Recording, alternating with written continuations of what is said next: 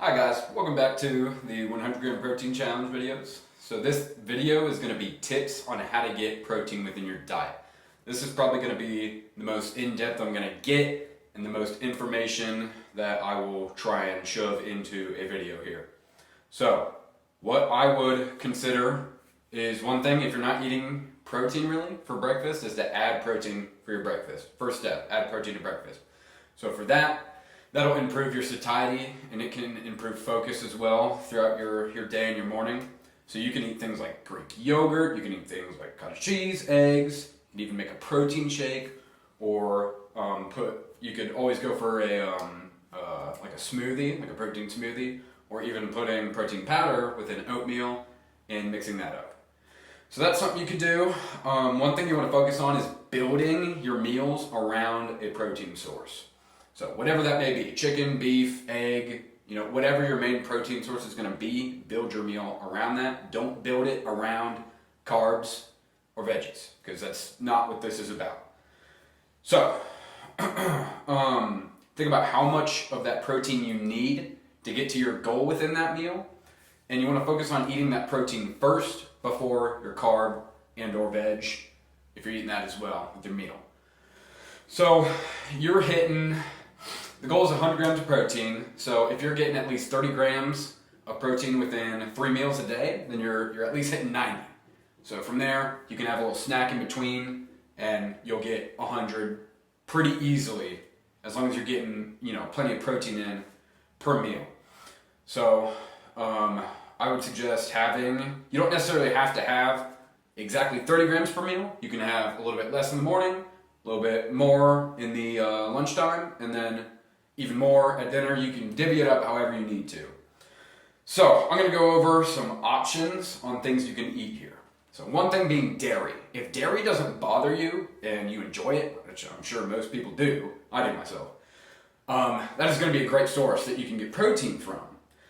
So things like Greek yogurt, like I mentioned before, Greek yogurt has about 10 grams of protein per 100 calories, whereas your regular yogurt is going to be about 5 grams of protein. So it's going to be way more cost effective calorie to protein wise. We'll talk about that in a minute. It also provides calcium and iodine, which will help you out there, provide some more nutrients for you. And you can also get low fat if that's a concern for you, and dairy stuff is pretty cheap generally. Pasta, you can swap regular pasta for legume pasta like chickpea. It's going to have more protein in it. You don't have to, it's just something that you can consider. Or a pasta with a protein isolate in with it. Another tip here is to stock your house with high protein snacks.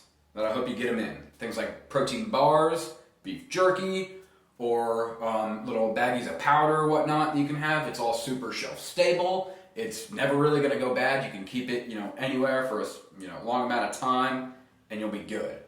And then fridge-wise, you can stock it with things like mini cheeses, mini cheese wheels, different yogurt cups, hard-boiled eggs. Those are going to be super useful for topping a meal. When I say topping a meal, I mean like if you're going to have like a lunch meat sandwich or something for lunch, you're not really going to get much protein from that. So you can add a yogurt, you can add some jerky, you can add egg to it, whatever you figure up yourselves as well, to make more or get more protein out of that meal.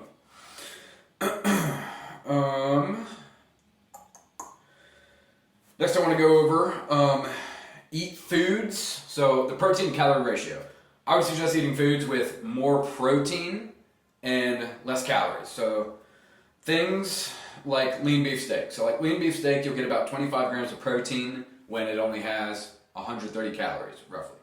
So the same amount of protein, if you're eating 25 grams worth of almonds, you'll get about 684 calories from that. So nuts aren't going to be necessarily your go-to for high protein options versus that calorie ratio, if that's a concern for you. So if you're trying to stay a little bit lower on calories, you're not trying to blow it out of the water, then I wouldn't suggest eating just nuts for your protein. That goes for other things as well. If you are struggling for certain things, if all else fails, protein shake. Protein powder will get you a far way. It's quick, easy, provides a ton of protein for you, and you can even add it to food like oats, instead of drinking it, or even a smoothie bowl, or, there are plenty of recipes for different things that you can add protein powder to. I had a client ask me about collagen powder. So I personally would not consider collagen powder adding that to your, or like counting it towards your protein goal. You can if you want. But what that collagen powder is going to do, it's not necessarily going to, there isn't a whole lot of scientific evidence says that that is going to help muscle growth and recovery. It doesn't really go there because you're consuming collagen. Our bodies already have collagen in it, and that collagen will help support our other structures around the muscles, with our skin, nails, whatnot, but it's not necessarily going to help rebuild your muscle, which is kind of the focus here. So, one thing I want to talk about is tracking. If you're going to track your calories, if you've never done it before, or you're worried about it and whatnot, I would suggest just tracking your protein. And that'll also help you, because it can be a really good tool just to see how much protein is in something and how many calories are in something and whatnot. I wouldn't focus on tracking everything you're eating in and all that stuff, because that's not what this is about. It's just about getting 100 grams of protein in. If you've never tracked before and you're thinking about tracking, you can track, just track the protein. Make sure you're getting enough in. Don't obsess over it. There's no reason to obsess over it. It's a simple tool to help you. Don't let it take over your life. The whole idea is to get you eating more protein than before. So if, for some reason you end up really struggling during this challenge, that's fine. Shoot for eating more protein than you were before. That's a win. That's a win in my book. That should be a win in your book. And lastly, I want to go over some ratios here to give you some ideas. So protein powder, especially ours that we sell here at Reclaim, is going to be 140 calories per scoop. You get 21 grams of protein out of that. That's pretty standard amongst most protein powders as well, depending on, your concentrates, your isolates, and whatnot. And all of these things are going to be things that I have in my diet as well, and things that I thought that, most people would be a good basis to put your meals around. So something else I consume is almond butter. That's going to be about 100 calories per tablespoon. That'll give you 3 grams of protein. So not really great for an added protein benefit to something. 4 ounces of grass-fed lean ground beef is going to be about 200 calories, 23 grams of protein. Your standard egg, your standard large egg, is going to be about 70 calories, 6 grams of protein. So when it comes to eggs, eat more eggs. There's nothing wrong with eggs. Eat more with it. They're going to provide healthy fats. They're going to provide good protein. The ratio is pretty good.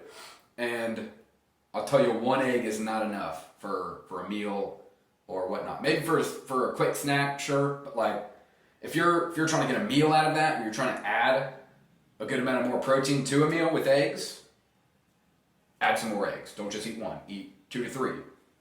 If not, more if you want. 2 ounces of chicken breast is about 110 calories. You get about 18 grams of protein out of that. Pork tenderloin, 2 ounces, 60 calories, 11 grams of protein. And bacon with nothing added, no sugar, none of that, just bacon, just what it is. About a slice is going to be 50 calories, 5 grams of protein. So I hope all that helps. Hope this wasn't too long. Please feel free to ask me questions about anything. And yeah, good luck, guys.